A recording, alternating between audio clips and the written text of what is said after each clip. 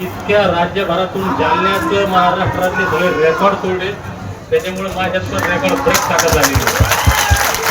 आता सध्या जितके लोक जालन्यामध्ये आहेत त्याच्यापेक्षा 4 पट लोक अजून नसतात. लोकांचे फोन येऊन राहिले कार्यक्रम चालू करून. माझी तुम्हाला एक विनंती, फक्त मी इथं बसू का सोडू का थोडासा, कोणी तुम्हाला येणार नाही.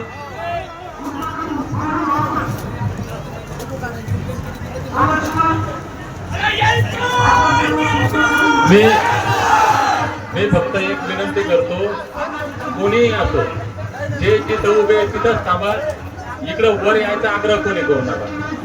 किती मोठा नेता असला, कोणी असला, फक्त भूषणसिंह राजे होळकर, अहिल्या देवीचे आपले इंदोरकडचे होळकर घराण्याचे वंशज ते आले तर त्यांना फक्त इकडे यायला जागा द्या.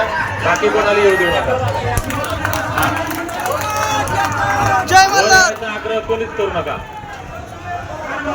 या ठिकाणी महाराजांना वर येण्यासाठी जागा द्या. भूषणसिंह महाराजांना स्टेजवर येण्यासाठी सोयीची जागा द्यायची.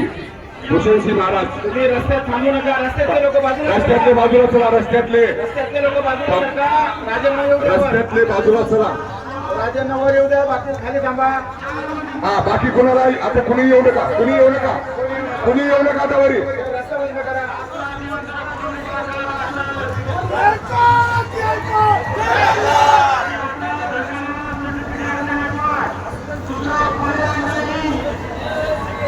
शांततेत उभा राहा. तिथं उभे राहा. शांतता राखा.